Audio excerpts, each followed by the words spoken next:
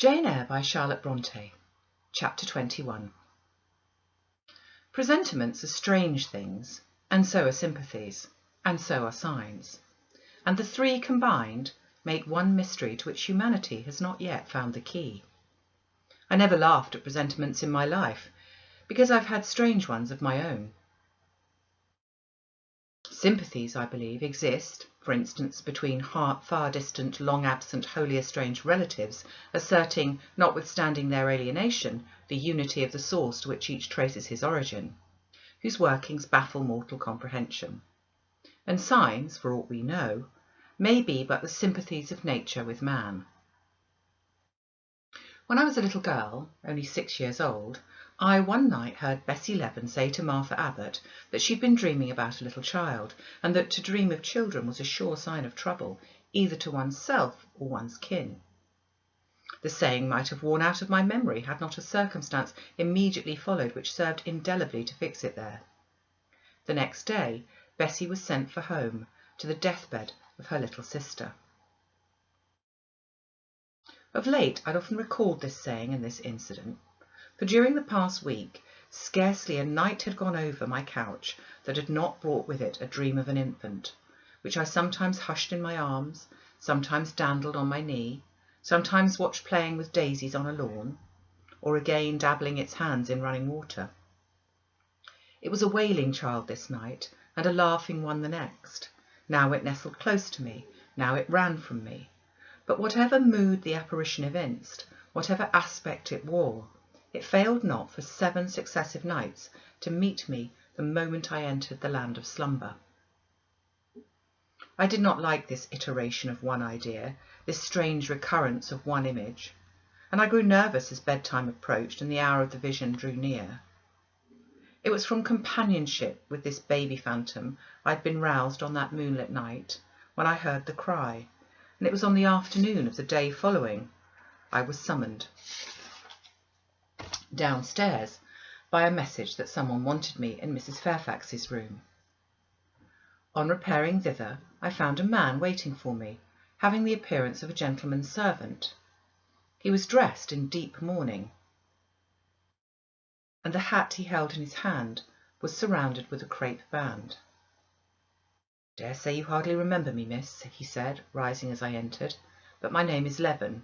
I lived coachman with Mrs. Reed, and when you were at Gateshead 8 or 9 years since, and I live there still." "Oh, Robert, how do you do? I remember you very well.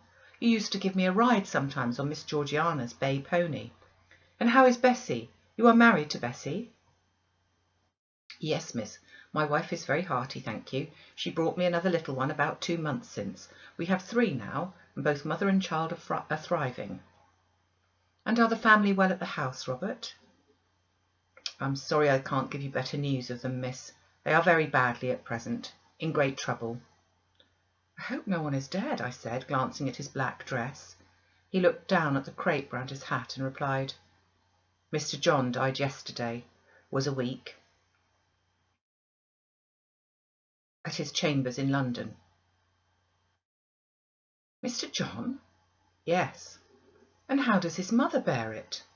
"Why, you see, Miss Eyre, it's not a common mishap. His life has been very wild. These last 3 years he gave himself up to strange ways, and his death was shocking." "I heard from Bessie he was not doing well." "Doing well? He could not do worse. He ruined his health and his estate amongst the worst men and the worst women. He got into debt and into jail. His mother helped him out twice, but as soon as he was free, he returned to his old companions and habits. His head was not strong. The knaves he lived amongst fooled him beyond anything I ever heard. He came down to Gateshead about 3 weeks ago and wanted Mrs. to give up all to him. Mrs. refused. Her means have long been much reduced by his extravagance, so he went back again, and the next news was that he was dead. How he died, God knows. They say he killed himself." I was silent. The tidings were frightful. Robert Leaven resumed. "Mrs. had been out of health herself for some time. She'd got very stout, but was not strong with it, and the loss of money and fear of poverty were quite breaking her down. The information about Mr. John's death and the manner of it came too suddenly. It brought on a stroke. She was 3 days without speaking, but last Tuesday she seemed rather better. She appeared as if she wanted to say something, and she kept making signs to my wife and mumbling. It was only yesterday morning, however, that Bessie understood she was pronouncing your name, and at last she made out the words. Bring Jane. Fetch Jane Eyre. I want to speak to her. Bessie's not sure whether she's in her right mind or means anything by the words, but she told Miss Reed and Miss Georgiana and advised them to send for you. The young ladies put it off at first, but their mother grew so restless and said Jane, Jane, so many times, that at last they consented. I left Gateshead yesterday, and if you can get ready, miss, I should like to take you back with me early tomorrow morning. Yes, Robert, I shall be ready. It seems to me that I ought to go. I think so too, Miss Bessie. Miss Bessie said she was sure you would not refuse, but I suppose you'll have to ask leave before you can get off. Yes, and I will do it now. And having directed him to the servants' hall and recommended him to the care of John's wife and the attentions of John himself, I went in search of Mr Rochester. He was not in any of the lower rooms. He was not in the yard, the stables, or the grounds. I asked Mrs Fairfax if she'd seen him. Yes, she believed he was playing billiards with Miss Ingram. To the billiard room I hastened. The clicks of balls and the hum of voices resounded thence. Mr Rochester, Miss Ingram, and the 2 Misses Eshton and their admirers were all busied in the game. It required some courage to disturb so interesting a party. My errand, however, was one I could not defer, so I approached the master where he stood at Miss Ingram's side. She turned as I drew near and looked at me haughtily. Her eyes seemed to demand, what can the creeping creature want now? And when I said in a low voice, Mr Rochester, she made a movement as if tempted to order me away. I remember her appearance at the moment. It was very graceful and very striking. She wore a morning robe of sky-blue crepe. A gauzy azure scarf was twisted in her hair. She had been all animation with the game, and irritated pride did not lower the expression of her haughty lineaments. "Does that person want you?" she inquired of Mr Rochester, and Mr Rochester turned to see who the person was. He made a curious grimace, one of his strange and equivocal demonstrations, threw down his cue and followed me from the room. "Well, Jane," he said, as he rested his back against the schoolroom door, which he had shut. "If you please, sir, I want leave of absence for a week or 2. "What to do? Where to go?" "To see a sick lady who has sent for me." "What sick lady? Where does she live?" "At Gateshead in Shire." "Shire? That is 100 miles off. Who may she be that sends for people to see her that distance?" "Her name is Reed, sir. Mrs Reed." "Reed of Gateshead? There was a Reed of Gateshead, a magistrate." "It is his widow, sir." "And what have you to do with her? How do you know her?" "Mr Reed was my uncle, my mother's brother." "The deuce he was! You never told me that before. You always said you had no relations." "None that would own me. Mr Reed is dead, and his wife cast me off, sir." "Why?" "Because I was poor and burdensome, and she disliked me." "But Reed left children. You must have cousins. Sir George Lynn was talking of a Reed of Gateshead yesterday, who, he said, was one of the veriest rascals in town, and Ingram was mentioning a Georgiana Reed of the same place, who was much admired for her beauty a season or 2 ago in London." "John Reed is dead too, sir.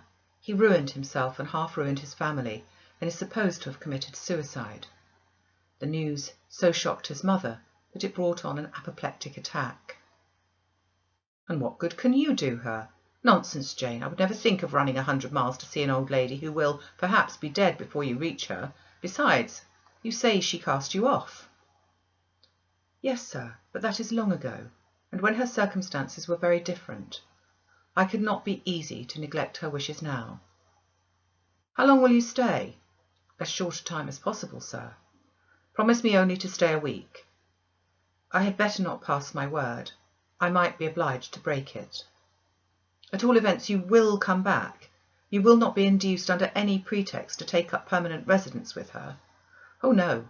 I shall certainly return if all be well." "And who goes with you? You don't travel 100 miles alone." "No, sir.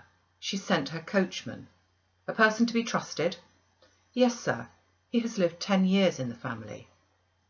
Mr. Rochester meditated. When do you wish to go? Early tomorrow morning, sir. Well, you must have some money. You can't travel without money, and I dare say you have not much. I've given you no salary yet. How much have you in the world, Jane? He asked, smiling. I drew out my purse. A meagre thing it was. 5 shillings, sir. He took the purse, poured the hoard into his palm, and chuckled over it as if its scantiness pleased him. Soon he produced his pocket-book. Here, he said, offering me a note. It was £50, and he owed me only 15. I told him I had no change. I don't want change, you know that. Take your wages. I declined accepting more than was my due. He scowled at first, then, as if recollecting something, he said, Right, better not give you all now. You would perhaps stay away 3 months if you had £50. There are 10. Is it not plenty? Yes, sir, but now you owe 5. Come back for it, then. I'm your banker for £40. Mr. Rochester, I may as well mention another matter of business to you while I have the opportunity. Matter of business? I'm curious to hear it. You have as good as informed me, sir, that you are going shortly to be married. Yes, what then? In that case, sir, Adele ought to go to school. I'm sure you will perceive the necessity of it. To get her out of my bride's way, who might otherwise walk over her rather too emphatically. There's sense in the suggestion, not a doubt of it. Adele, as you say, must go to school, and you, of course, must march straight to the devil. I hope not, sir, but I must seek another situation somewhere. In course, he exclaimed with a twang of voice and a distortion of features, equally fantastic and ludicrous. He looked at me some minutes. And old Madam Reed, or the misses, her daughters, will be solicited by you to seek a place, I suppose? No, sir. I'm not on such terms with my relatives as would justify me in asking favours of them, but I shall advertise. You shall walk up the pyramids of Egypt, he growled. At your peril you advertise. I wish I'd only offered you a sovereign instead of £10. Give me back £9, Jane. I've a use for it. And so have I returned, putting my hands in my purse behind me. I could not spare the money on any account. Little niggard, said he, refusing me a pecuniary request. Give me £5, Jane. Not 5 shillings, sir, nor 5 pence. Just let me look at the cash. No, sir, you are not to be trusted. Jane! Sir? Promise me one thing. I'll promise you anything, sir, that I think I am likely to perform. Not to advertise, and to trust this quest of a situation to me. I'll find you one in time. I shall be glad so to do, sir, if you, in your turn, will promise that I and Adele shall be both safe out of the house before your bride enters it. Very well, I'll pledge my word on it. You go tomorrow, then? Yes, sir, early. Shall you come down to the drawing-room after dinner? No, sir, I must prepare for the journey. Then you and I must bid good-bye for a little while. I suppose so, sir. And how do people perform that ceremony of parting, Jane? Teach me, I'm not quite up to it. They say farewell, or any other form they prefer. Then say it. Farewell, Mr. Rochester, for the present. What must I say? The same, if you like, sir. Farewell, Miss Eyre, for the present. Is that all? Yes. It seems stingy to my notions, and dry and unfriendly. I should like something else, a little addition to the rite. If one shook hands, for instance, but no, that would not content me either. So you'll do no more than say farewell, Jane. It is enough, sir. As much goodwill may be conveyed in one hearty word as many.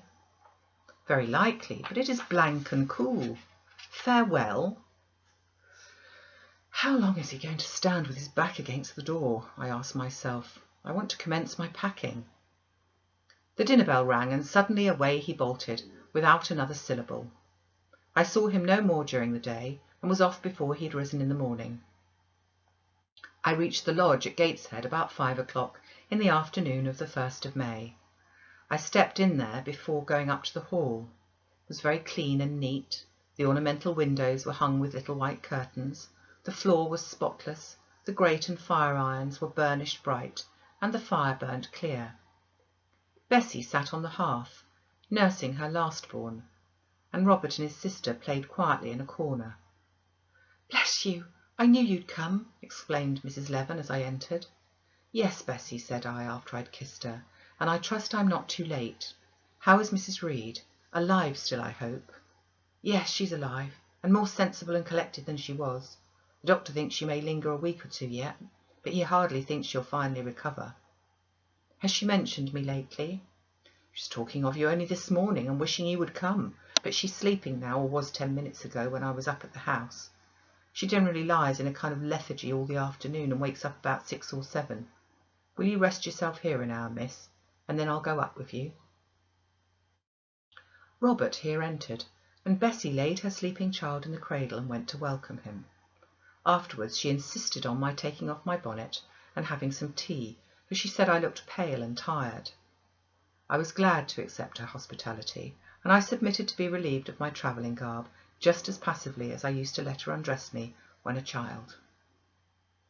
Old times crowded fast back on me as I watched her bustling about, setting out the tea tray with her best china, cutting bread and butter, toasting a tea cake, and between whiles giving little Robert or Jane an occasional tap or push, just as she used to give me in former days. Bessie had retained her quick temper as well as her light foot and good looks. Tea ready, I was going to approach the table, but she desired me to sit still, quite in her old peremptory tones. I must be served at the fireside, she said, and she placed before me a little round stand with my cup and a plate of toast, absolutely as she used to accommodate me with some privately purloined dainty on a nursery chair, and I smiled and obeyed her, as in bygone days. She wanted to know if I was happy at Thornfield Hall, and what sort of person the mistress was, and when I told her there was only a master, whether he was a nice gentleman and if I liked him. I told her he was rather an ugly man, but quite a gentleman, and that he treated me kindly, and I was content. Then I went on to describe to her the gay company that had lately been staying at the house, and to these details Bessie listened with interest. They were precisely of the kind she relished. In such conversation an hour was soon gone.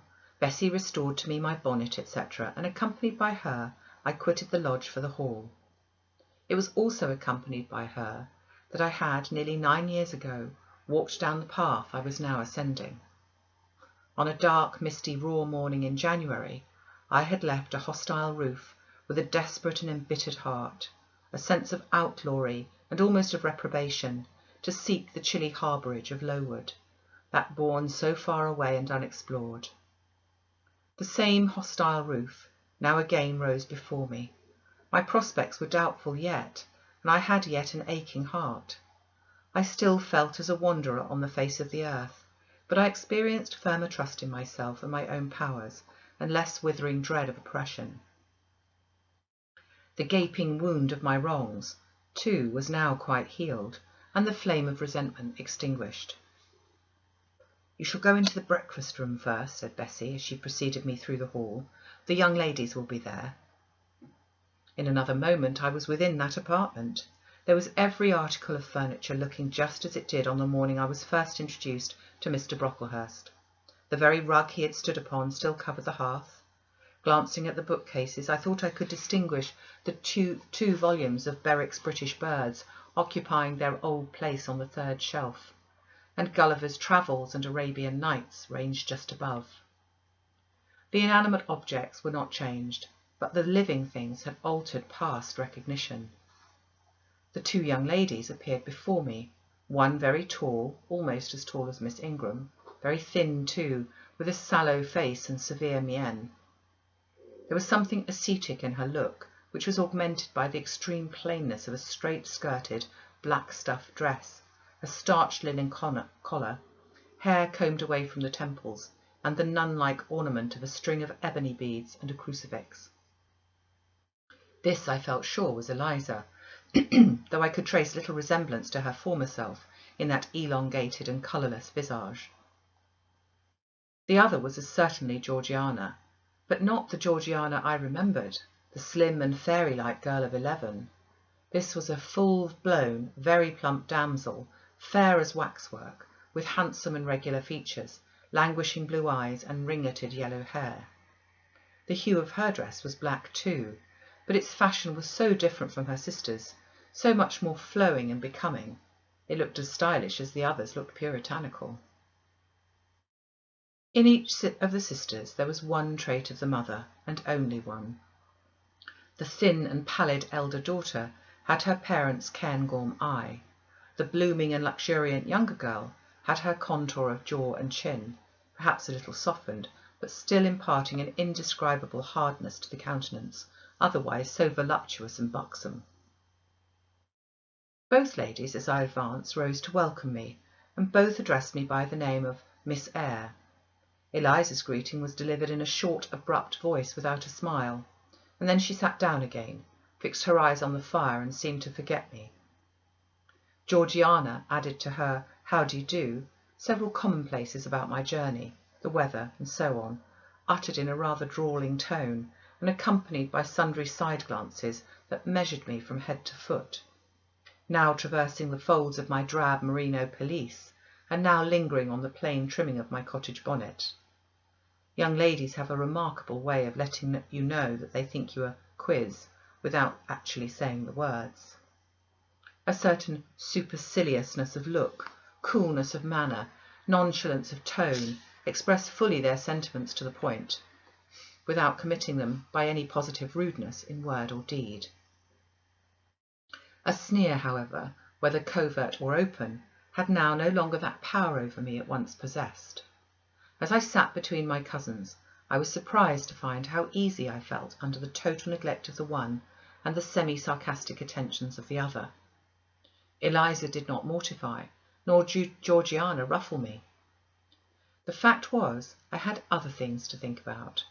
Within the last few months, feelings had been stirred in me so much more potent than any they could raise. Pains and pleasures so much more acute and exquisite had been excited than any it was in their power to inflict or bestow, that their airs gave me no concern either for good or for bad. "How is Mrs. Reed?" I asked soon, looking calmly at Georgiana, who thought fit to bridle at the direct address as if it were an unexpected liberty. "Mrs. Reed? Ah, mamma, you mean. She's extremely poorly. I doubt if you can see her tonight." "If," said I, "you would just step upstairs and tell her I am come, I should be much obliged to you." Georgiana almost started, and she opened her blue eyes wild and wide. "I know she had a particular wish to see me," I added, "and I would not defer attending to her desire longer than is absolutely necessary."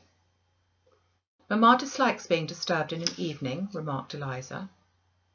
I soon rose, quietly took off my bonnet and gloves uninvited, and said I would just step out to Bessie, who was, I dared say, in the kitchen, and ask her to ascertain whether Mrs. Reed was disposed to receive me or not tonight.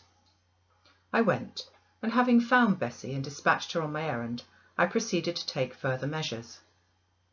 It had heretofore been my habit always to shrink from arrogance. Received as I had been to-day, I should a year ago have resolved to quit Gateshead the very next morning. Now it was disclosed to me all at once that that would be a foolish plan. I'd taken a journey of 100 miles to see my aunt, and I must stay with her till she is better, or dead. As to her daughter's pride and folly, I must put it to one side, make myself independent of it. So I addressed the housekeeper, asked her to show me a room, told her I should probably be a visitor for a week or two, had my trunk conveyed to my chamber, and followed it thither myself. I met Bessie on the landing. "Missus is awake," said she. "I've told her you're here. Come, let us see if she will know you."